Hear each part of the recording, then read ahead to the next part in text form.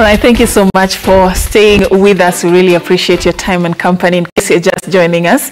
But if you have been with us since we began the show, of course, we really appreciate your time as well. As we cross into the health segment this morning, I told you we're going to be talking about matters of fertility. And I have with me in studio a lead IVF and fertility specialist. She's also a doctor, Dr. Wanjiru Ndegwa Njuguna from the Footsteps to Fertility Center. A lot of work that she has done in just helping mothers and fathers, let me just call that, in this journey of, getting a child, those who've had issues. And she's here just to shed light with us on what fertility is all about, some of the complications when it comes to, getting a child, and what we have done when it comes to breakthroughs in terms of options that are there for couples who are trying for children. And once again, Karibu Sana, we appreciate your time with us this morning. Thank you so much. Okay, so usually on this show, Daktari, we begin from the very basics as we escalate to the most advanced on the issue at hand. And here today we are talking about fertility. So in simple terms, just explain to us the window period for which a woman is fertile and what are some of the things that usually around this time should be done to, increase the chances of success. Here we're going to be addressing those who are trying for a child, those who are trying and they've not been successful for a very long time, and those who don't want to have children. So family planning will also be something we'll be discussing. So let's begin from those who are trying for a child. Okay. First of all, thank you for having me. I'm honored to be here to talk about a subject that's really deep in my heart, fertility, and really trying to help couples fulfill their purpose of having a family or grow their family. So fertility it's a couple thing, I just want to say. So it's a woman and it's a man, because of course both of them have to come together to help get a baby. But for I'll just answer the question of when are you most fertile. And to say that for women, we are most fertile, to be honest, in the 20s and in the 30s. Mm-hmm. Yeah. Of course, it starts with a menstrual period. Once you start having a menstrual period, it means that you're starting to have an ovulatory egg, and therefore you can conceive and get pregnant once you start having your menses. However, the most fertile times are in the 20s and the 30s, and that's when, as women, we should be trying to conceive in that time. Mm-hmm. For men, because as I said, it's a couple thing, men are actually fertile from puberty. And for them, I think their fertility is much longer and has a higher, a longer lifespan. They can be fertile into their 80s. For women, after the age of 43, we really have problems conceiving, mm-hmm. and therefore really 10 years before the menopausal period, which we think is, our menopause occurs about at 50-52. Mm-hmm. That's the statistic in Kenya. So 10 years before that, which is about 42, our egg quality starts dropping, and therefore getting pregnant becomes harder and harder from the age of 42, 43 onwards. Going forward. Yeah. So usually, there are people who are in that age bracket of their 20s to 30s, but still it becomes an issue to get a child. Probably what could be some of the contributing factors? So fertility is really diverse. There's so many factors, because the reproductive system has the structural bit, has a hormonal output, which is also even related to weight and other things. So for a woman, I would say the most common cause of infertility that we see is tubal factor, because we do need our fallopian tubes to be able to, is the conduit where the sperm and the ova meet. Mm-hmm. So if it is blocked, they will never meet. So the fallopian tube being blocked is the most common factor we see. Another factor that we are now seeing quite often is age. As I said, the reproductive system ages for women, because a woman is born with all the eggs she'll ever be born with. And every month we waste a lot of eggs. We may ovulate one egg, but our system is actually having maybe 20, 30, even up to 100 eggs being wasted every single month. Mm. So you're born with probably 4 million eggs. By the time you're in puberty, we have 1 million eggs. And those waste across your ages. So when you get to about 42, 43, you can find you have 1 or 2 eggs being ready to ovulate every single month. And the wastage is actually quite high. So by the time you're reaching that egg, the egg quality, egg and egg number are very low. And therefore we're seeing women, of course, career. Everyone wants a career. Everyone's economic stability. Everyone wants to have something to their name before. But this is costing us because then we're coming later and then we're having problems. So really that has become one of the biggest issues right now, apart from tubal factor. But there are also diseases or symptoms that are in the ovaries. There's something called polycystic ovarian syndrome or disease, where a woman is born with excessive eggs. Sometimes the problem with this is that their hormones are not balanced with this number of eggs. And they call it cysts, but they are really where the eggs are coming from. And therefore, for those women, they don't ovulate every single month. And therefore, if you're not ovulating every single month, then of course your chances of getting pregnant every month are lower. And they take longer. We also have seen that these women may have problems in terms of the quality of eggs. You may have many, but they have a quality aspect. And therefore, it takes more time and it's harder to to conceive because of quality and having anovulatory cycles, which means that we don't ovulate every month. We may ovulate once a year, twice a year, which then gives us problems. So those are some of the conditions. But there are other easier conditions, like we may have patients with hypothyroidism or thyroid issues. And these are very simply treated with just taking medication. There's some hormones that may be high, some hormone called prolactin in the system, and that is also treated very easily by just taking medication. So there are things that are easy to deal with, and there are things that will require more technical medical interventions. For men, we're seeing a lot of male factor actually nowadays, which is quite alarming. We're not sure if it's environmental factors plus lifestyle habits that have changed, but we are seeing lower numbers in terms of sperm counts, and that's concerning. Lower quality in terms of even the quality of the sperm, because that we can check, and how they're swimming. So that's a trend you're picking up? Yes, that's a trend. Actually, complications are coming from the side of the men as well? Well, we're just seeing more men. I don't want to say that it's more. Or they are coming out more. They're coming out more. Yeah. But also worldwide, it's a trend that the sperm factors are changing a little bit, and we're looking into that as well. And that is across, as I've said, lifestyle, smoking, all these drugs and alcohol will influence your sperm.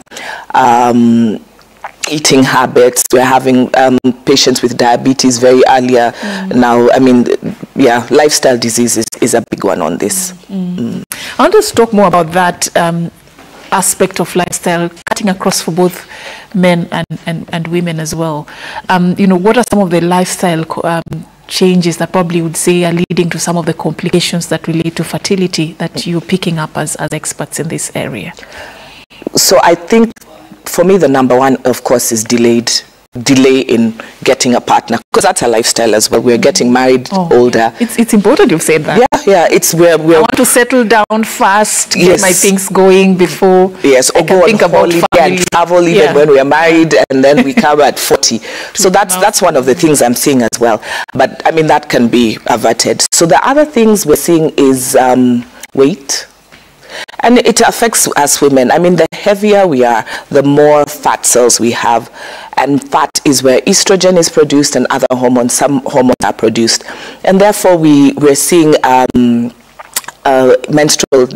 imbalances and ovulation. So we're not ovulating. So that's one of the reasons. Also, I don't think we're eating right. We have very few antioxidants. We've become a society of fast food, which is counterproductive to our reproductive system.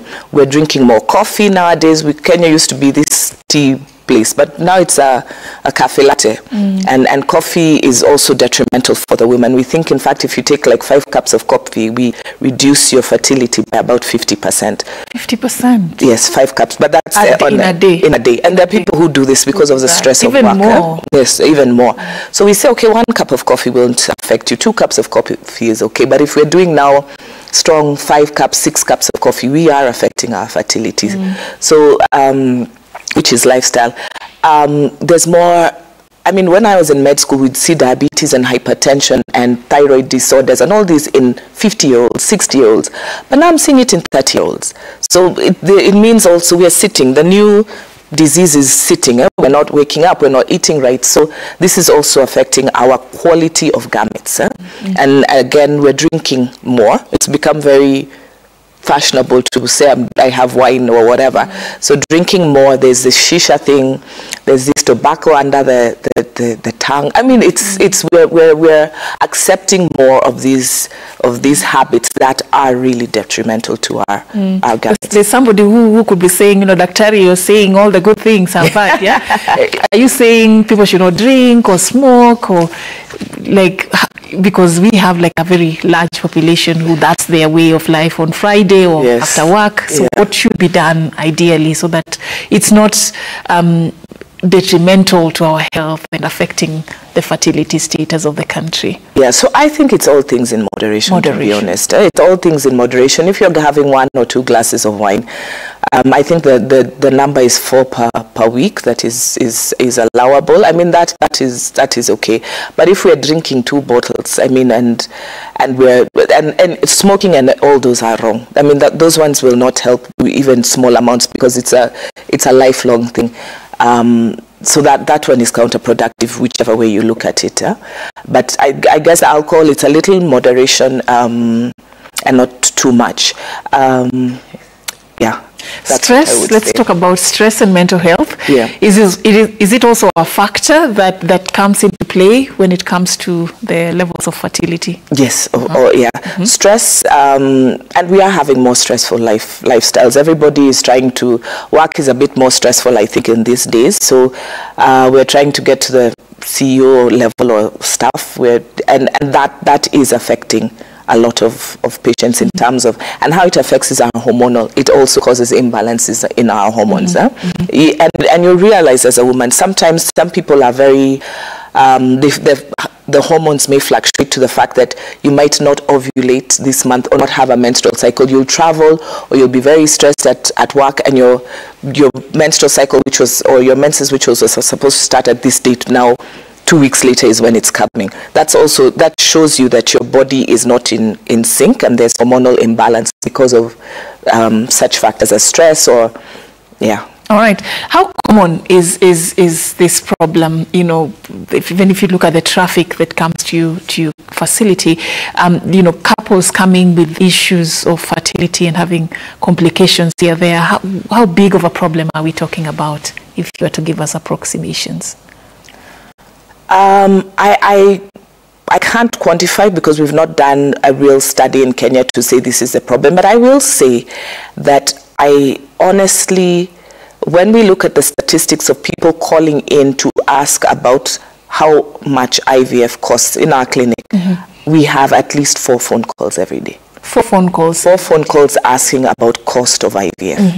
And I think for me, that's alarming, because it means that at least 4 people every day are looking for a solution from us. And that's big, because this is something that should just be natural. So I mean, if you look at that, then you know there is a problem. A lot of them, some will not be able to come in because of the cost, but that they're looking for the solution means they have a problem. Means they have the problem. All right. So most of these cases, are they like last minute? You know, this issue of fertility, unfortunately, so is people try years. You find a woman and a man, they've tried for like 10 or 20.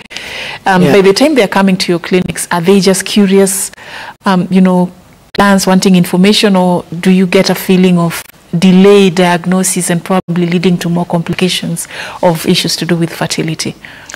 Yeah, I think it's I think with awareness right now, it's becoming more common for couples to come in after 1 year of trying, and sometimes even earlier. And I really commend the younger ones, because there's a lot of information on the net and on social media platforms, and therefore we are seeing patients coming in much earlier. The only thing I would say with this is, Of course, there are patients who come in much later, and a lot of the times there is one stigma associated with I don't want to know. I mean, we've had patients who've told us they really have tried to come in, but they didn't want to come in because they don't want to be told this is it. This is a problem. Or we can't fix your problem. So I think there's a lot of that anxiety of what will I be told that delays patients to come in. But there's also a money aspect, and we must be, I mean, that's the elephant in the room, that these treatments do cost money. And therefore, I may have been told that this is my problem, and I'm in my 30s, and maybe I've been told I have tubal factor for infertility. And in tubal factor, the one that works most is IVF. And IVF is what, 500, 600,000? I will not afford it. So I will stay with my problem and then come at 45 when now really the chances are much reduced. So I think if the services could be made more affordable, people would come earlier. So I know the delay is one, a lot of times, that I don't want the worst diagnosis, but even if I get the worst diagnosis, will I be able to afford it? I'm sure we're going to talk about the options that are there. But then before then, what are some of the myths that you'd wish to demystify about infertility? Things that you've had that you term as a clear case of misinformation that probably is making even this problem worse in the society? Yeah. I think there are lots of myths, but I think what comes off the top of my head for myths is one, that it's only a female factor. That has been talked about. I mean, it's known. Male factor is really coming into play these days, so it is not a female factor. If you are a married couple, you need to come in together, and please drag the husband. But now men are coming up also. So I commend the men. I'm seeing more men right now coming in with their wives, or even coming alone first, so that it is a female factor and the woman is always the problem is really a lie. The other thing is that I took contraception. I mean, it's also a very common thing that says, no, Missy Jawai chukua family planning. And I'm like, it's family planning does not cause infertility. It may delay fertility, but it does not cause. It actually allows you to space your children at a rate where you will be able to take better care of them. So it's a myth that, oh, I took this and it's the one causing my fertility problem. No, it may cause a delay. Some of these hormonal ones may cause a delay by a year or two for some people, no delay for others, but it is not the cause. Another one is that, oh, I had a termination and now this is why I can't conceive. So a lot of women shy away from saying, okay, I terminated at this because they think, okay, now this is what has caused I'm being punished, and it doesn't. To be honest, if I'm very honest, 90% of women who come into my office have done a termination and they still get their babies. So I want to just say that don't feel that guilt that I did it and this is why I'm being punished. So that's another myth. Another myth is that we are fertile till forever. I mean, I think these celebrities have made it that Janet Jackson, and I will say it, is giving birth at 52. But we do not understand her story. I mean, at 52, and more people should talk about it. We're giving birth to twins at 65. To be honest, those are more likely donor eggs. I mean, it is not her eggs. We are not going to give birth with our own eggs after 43, 45. So very few. The chance, there is a very small percentage who will, but I mean that percentage is minuscule. So this myth that I will come in to your office and you'll do IVF at 45 or at 50 and I'll conceive is and that's what I see, that I've been waiting but now I have money for IVF, so it's gonna work. No. Plus the longer you wait, the more complications, the more expensive the procedures will become. So if you can get children at a younger age, why not if you can? But it depends, circumstances vary, so every person operating within different circumstances. Doctor, I'd like to know how long is too long? There are people who get married and then after a few weeks they're already scared. So how long is too long? When should a couple be concerned? Yeah, so I put it in two ways. If you're under 35, we're okay for you to try for 1 year. 1 whole year, because one, it's not like you will have intercourse once on the ovulatory cycle and you'll get pregnant. A lot of couples take about 9 months, to be honest. 9 months is the sweet spot. By 9 months, most people have conceived if we are trying for a year. So we give you another 3 months, try, because it may just be delay, we're stressed, we have other factors, 1 year. But if you are over 35, then we say, okay, because of quality aspects, you need to try for about 6 months. If it's not working in 6 months, you do need to get yourself checked. However, there are patients who already know they have a problem. So I really like to talk to the men. If you're a man and you are either born with undescended testes and surgery was done at a good time, you need to check right off when you want to start conceiving, because we need to know that your sperm parameters are normal. If you're a man and you don't have your testicles down, or if you're a man and you had some issue like torsion of your testis when you were younger, or there was a problem that really required you to have surgery at that aspect, in that area, you need to be tested earlier. If you're a woman and you have periods twice a year, it means you're not ovulating. So those ones you need to come right off when you're deciding. If you have endometriosis, if you're older, in your 40s, we're not waiting for 1 year or 6 months. We're coming earlier. If you have thyroid disease, if you have hypertension or diabetes, any of these things that could be causing problems in your gametes, you do need to be sensitized to, I want to conceive, let me see the fertility specialist first and see where we are, so that you don't waste time. Because we do see that we've been married for 3 years, and then we come in and ask, okay, and the man says, okay, yes, we had surgery there, and we go and maybe there's a huge problem there that maybe we could have corrected earlier. All right. You talked about trying for a year. Most people miss it because maybe they don't do it right, or it takes longer because maybe they don't do it right. So probably this would also be the forum where miss it because maybe they don't do it right, or it takes longer because maybe they don't do it right. So probably this would also be the forum where you tell us a bit about, when you're trying for a child and assuming everything else is okay. What is the right way to do it, and what are some of the things that couples can do to increase their chances of success or getting pregnant? So when I say trying, to be honest, I just want people to try. I really think that sometimes the stress of chasing this ovulation is very counterproductive.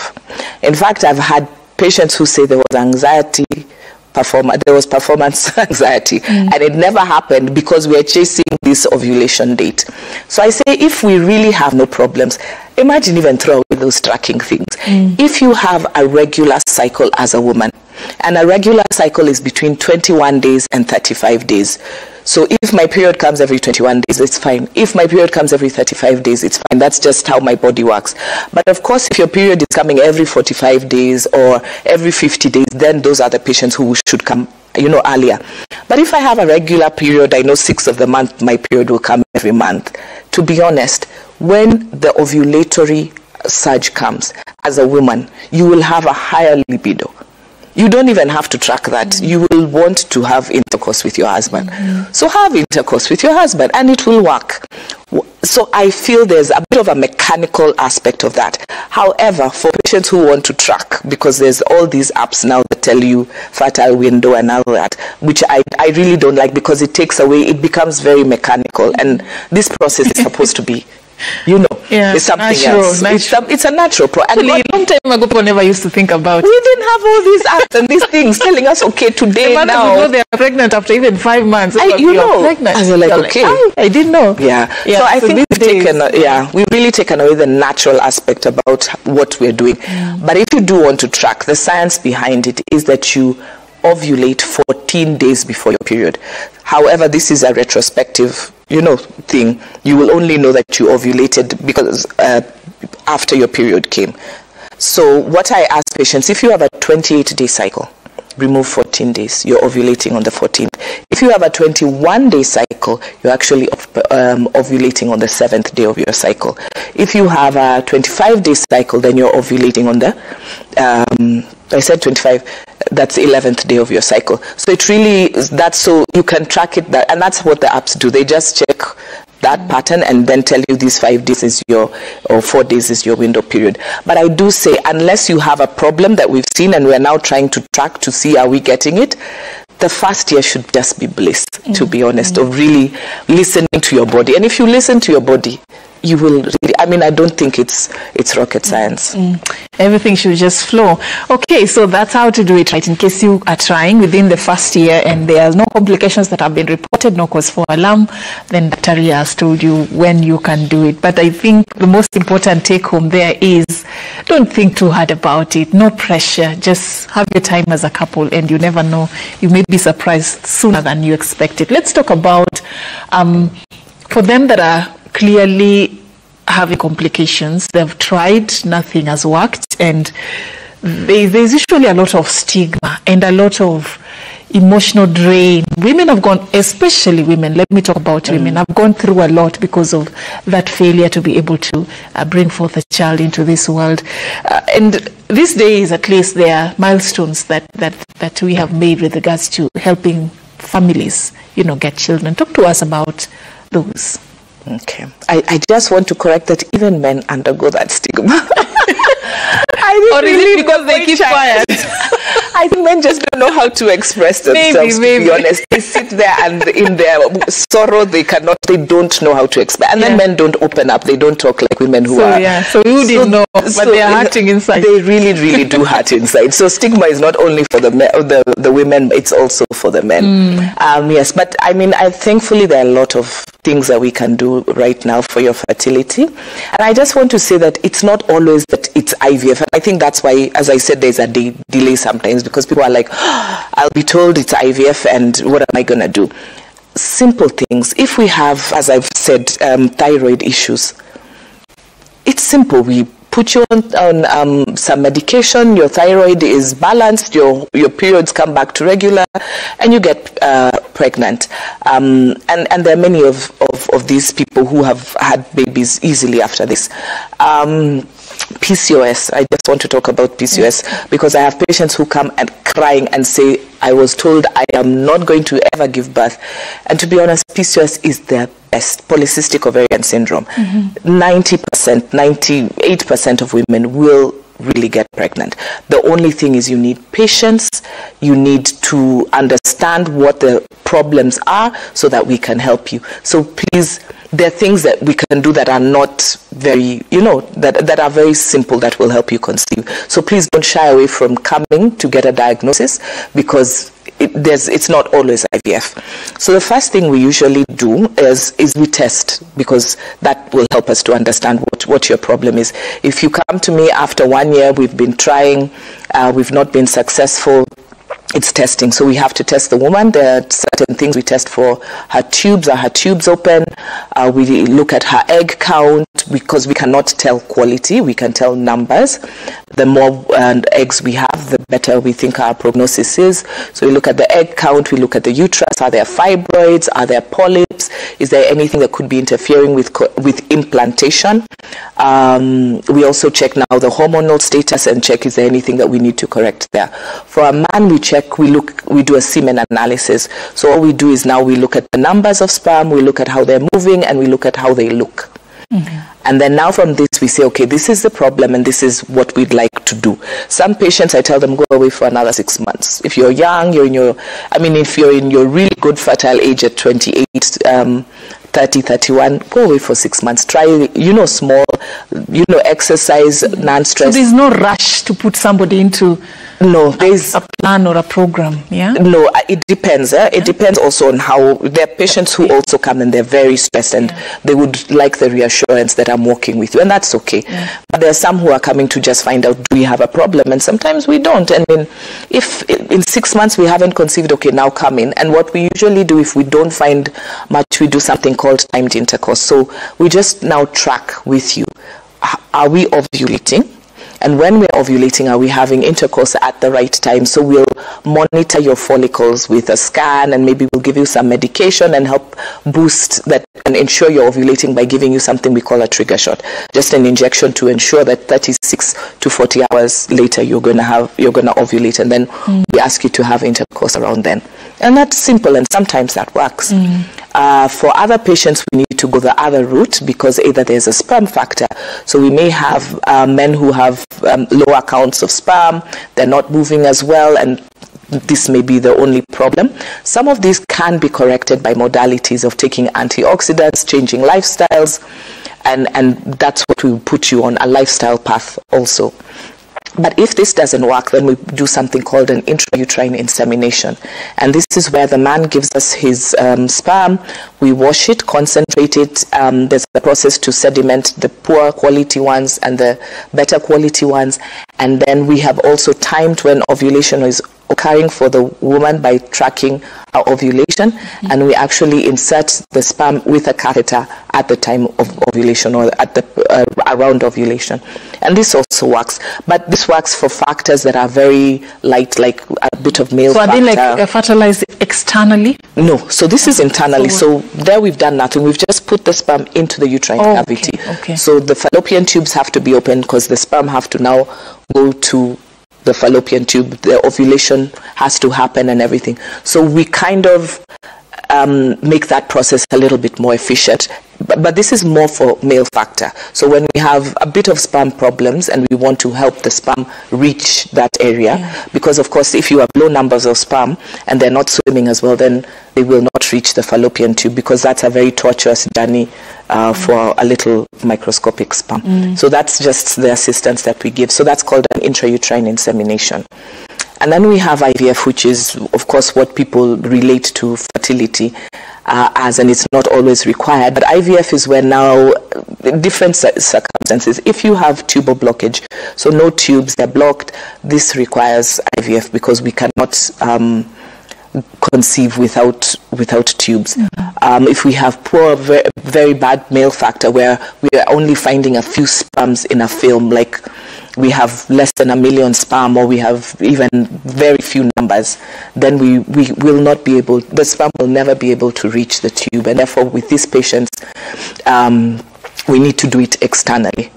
So we need to harvest the woman's eggs, put her on medication, harvest the eggs, get the few sperm and actually inject 1 sperm into an egg, allow it to sit in an incubator for about 3 to 5 days, allow it to grow, and give us some semblance that it is able to implant, and then do what we call an embryo transfer. So put the embryos on a little catheter and insert it into the womb of the woman at the appropriate time. You make it sound so easy, but you know, how complex a procedure is it? Is it invasive?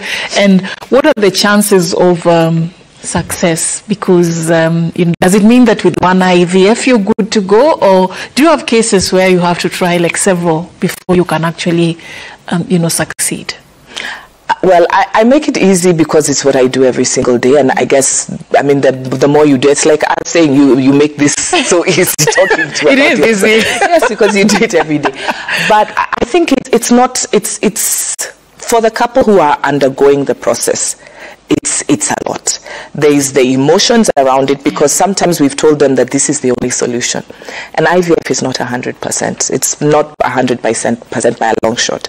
But there are things that make it a better success rate. And one of the most important things is coming early.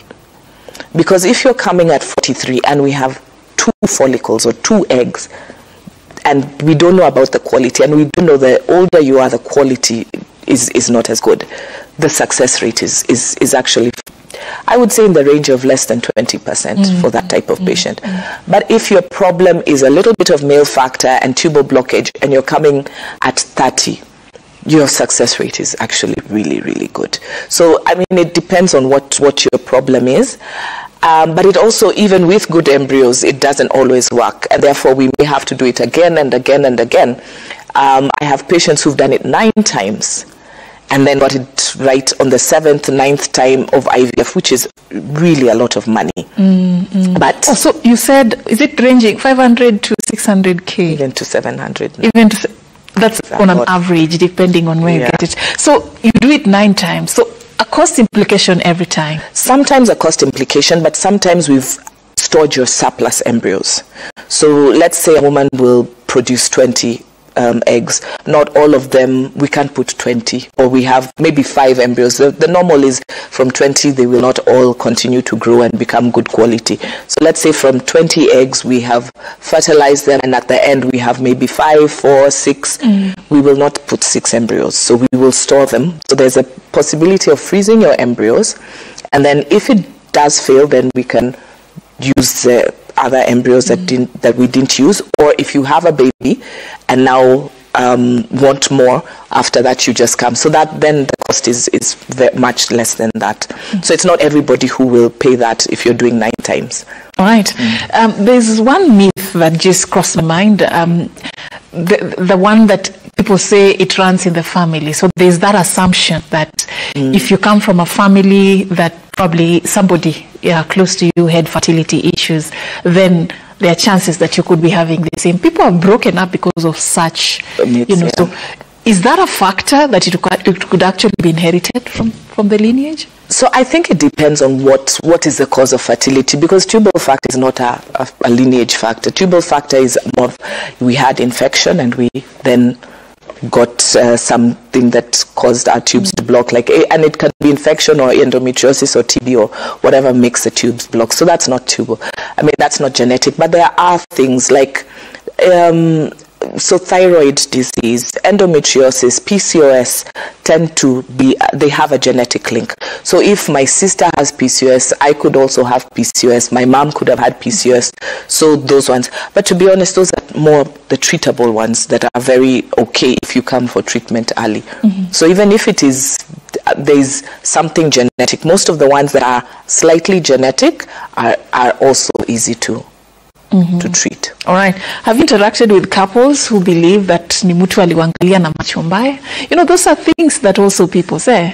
Yeah. Is that a factor also? Those are myths about fertility and infertility. Yeah, and I think some of those myths are what delay people from coming to actually get a proper diagnosis. Yes, I mean, people have said that. People have even said someone is praying for me or somebody is cursing me. I don't really believe in that, because I think there's always a diagnosis. Of course, there are curses. I mean, there's a spirit world. I believe in the spirit world, but I think we need to get to the bottom of what is my problem and then sort it out. We can't, even if somebody looked at you, but you have a bigger God than all these spirits. So find the solution and do something about it. All right. I want us to look at pregnancies in different circumstances and how, as experts, you deal with those. The one that came from, after treatment and there were complications like the ones you've taken us through. I think you've elaborated quite well some of the options on treatment.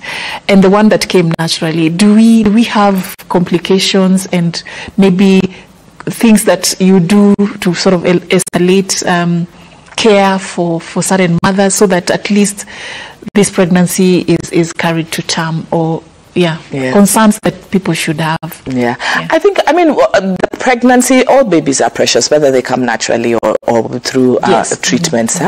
But to be honest, we do feel, I treat them a little bit with gloves, kitty gloves, because this is a woman who has struggled for 7 years, 8 years. This is not somebody who just got pregnant. So we do need to be extra careful. And remember, what we're doing is not natural. It's an artificial process, even the IVF. And therefore, for patients who have undergone IVF, they do have more hormonal supplementation. So there are lots of hormones they need to take for about 8 to 12 weeks, depending, during their pregnancy, especially the first trimester. So we take a bit more special care, especially during the first trimester. After that, if they don't have any other problems like other pregnancies, then it really becomes like a normal pregnancy. They're off most of the medication they're on, and we carry on just like a normal pregnancy. So it's not different. It's just, especially the first trimester, we will be a little bit more careful. However, that said, IVF and a natural conception will have the same problems. If a miscarriage can happen in both, preterm labor can happen in both, diabetes and hypertensive complications can happen in both. So there's nothing more special about this one versus that one, except in the first trimester, because we are doing artificial things. We need to pump them up with some more hormones. All right. If you have one artificial procedure done and you want another baby, is it possible? Yeah, I mean, in our artificial process as well. How many times can you do it? I mean, we have patients of 4 babies from us. I mean, it's not that it's just that we are giving you more hormones. It's not so artificial, but it's just more hormones. Okay. So you can do it as many times as your body allows.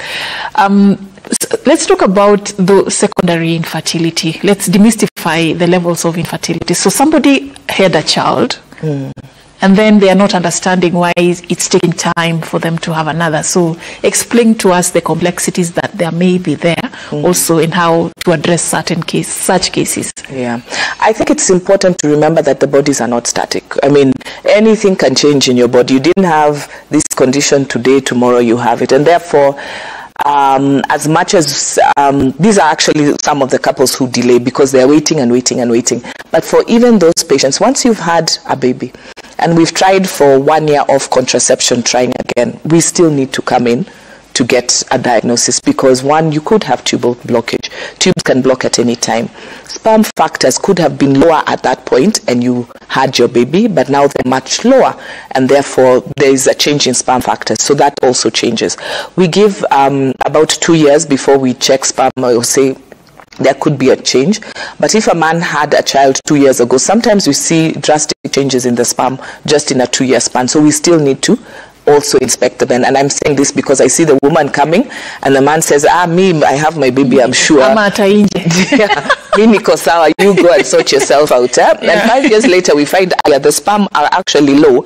So you were lucky to have that baby at that point, but now they're really low to a level we won't be conceiving at this point. So that's, so tubal factor changes, sperm factor changes, hormones change, fibroids can come, polyps can come. These are things that interfere with implantation, so your body can change. So after 1 year, we still need to do a check, see where we are and see if we need help or we don't. The reason I mentioned that is because I just wanted it to be clear that you could actually have a child, but then you could suffer what is called secondary infertility, because you had a child and then later on you're trying for another and it's not working. So it's actually something that you should be concerned about and get help. Instead of just waiting it out and saying that because you had that one child, it's proof that you can actually have another. Let's talk about family planning. So both of these families, they have children now. Doesn't matter which direction you went to the baby, but then now you don't want to, or you want to space out your family. Let's talk about family planning options that are there and factors to consider when choosing one over the other, and that myth that there are people who feel that once they get onto family planning, that will affect their fertility status. Is that even something that people should be concerned about? So family planning is, I think it's great because as women we can space, we can decide to work, we can, we have, we can live a better life with family planning. So there are 2 types of family planning. There's non-hormonal and there's hormonal. So in the non-hormonal, I think the only thing we have right now in this country, of course, is a condom, which is the male aspect, and is the coil, the IUD or copper coil that we insert in the cavity of the uterus. Now, what that allows us to do is not have an implantation, reduce the sperm moving there. Very good method because once, I've literally pulled out an IUCD and the woman comes the next month pregnant. So she ovulated the same month and got pregnant. So the return to fertility with an IUCD is absolutely fantastic because we're not dealing with hormones. We've just put something that is not allowing implantation and the sperm to pass, but that's it. So IUD is, for me, one of the ones I really recommend for couples who are, one, monogamous, and because that's another thing. If you get a sexually transmitted disease or get an infection with an IUD, it can now be havoc because we can interfere with tubal patency, or we can block, the tubes and that area can be affected because the IUD stands as a nidus for infection. Like if you get an infection, it will surround there and keep the infection longer than it needed to be. And therefore, that can spread to the tubes. So it's really, IUD is really for monogamous married couple who know their faithful to each other, and we won't get STIs and STDs. And therefore, it's a really perfect method for spacing. The other things are hormonal, and hormones really behave differently with everybody. I can't tell you, and that's the thing. Women come and ask me, "Kuna test ya ku," to check which one. Because like people ask each other, which one are you using? Yes. So it works differently for different. So what factors what are the factors to consider? Yes, in your choices. To be honest, it's a trial and error. Yeah, of course, for non-hormonal, there are women we will refuse to do hormonal, because if you have thyroid disease, diabetes, hypertension, some of these things will flare up if we give you hormonal contraception. For those types of women, we want to do the IUCD. Or the coil, sorry. But for other women, and we're just trying, there's the 3-month depot injection that could be given. There's the implant that can also be given, that lasts about 3 years. There is a hormonal coil called the one that is commonly known as Mirena, that can be put as well. So these are really the ones that, and then there are the pills, the everyday pills that you can take. And with a pill, there's something called a patch, which you can put on your skin. It's kind of a bandage, but works the same way as the pill. Now, sorry. The one that would be the best for you, I can't tell. It's really trial and error. But I ask, so what we do is we ask you, what side effects are you worried about? Because all of them can give you a bit of weight. People can gain weight on any. Of course, some like the depot and the implant are worse for weight gain.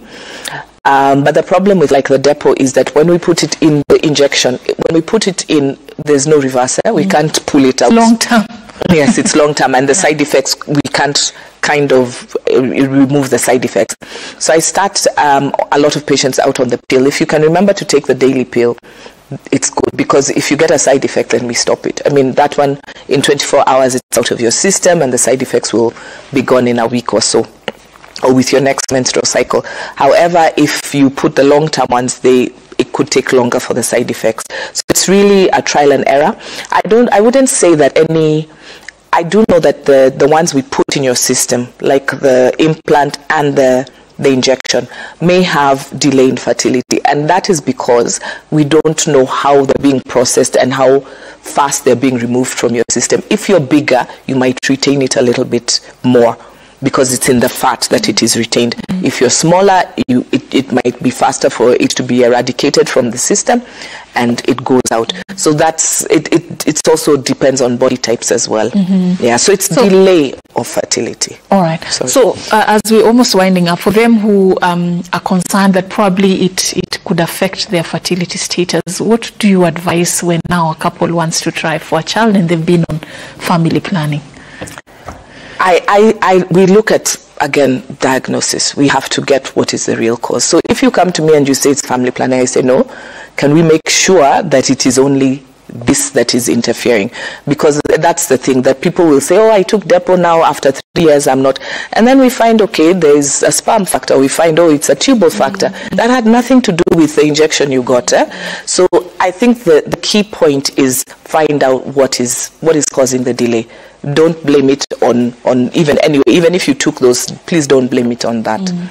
But is there like a window period that you're supposed to also take if you're using family planning before you can begin that journey? Before the journey, I say with the injections are a bit haphazard, but there are people who, once the 3 months is over, they get pregnant. So that's why I'm saying it's very different. But I'd say take till the year, depending on age. Yeah, depending on age. If you're young, take the year. If you are older, we've gotten off Depo at 42, that one you need to come immediately, because we have now egg factors. So it's age related, really, I think. All right, thank you so much, Doctor. I wish we had more time. There is a lot of questions when it comes to matters fertility, but that's the much that we could cover with the little time that we had. I'd like to give you a chance to give us your final remarks. Please just give some couple hope who could be, watching this morning, and this could be their issue actually. So what would be your sentiments as we close the program? Yeah, thanks for that. I think this was quite good. We've covered a lot, but I would just say that I think knowing what is the problem is really, really important. So please don't shy away. Please don't allow the voices of other people to drown what you can do, because you can always do something. And sometimes, as I've said, it's something so small like a thyroid issue or something. I think let's get to know what is causing our problem, so that then we can be helped. And please go to the right places to get the right information. Also for women, please do not wait too long. I think that's really one of the things that's causing us to have a lot of problems now. We sometimes you don't want to wait, Dr. but the right people, you're looking for all the right people, you're not finding them. I'm not sure we're not. It's a catch-22. I don't want to be, but I think we also are looking at the wrong things. We're looking for the Range Rover guy. We're looking for this guy who's made. And then, I mean, that Range Rover guy has a wife, I'm sorry.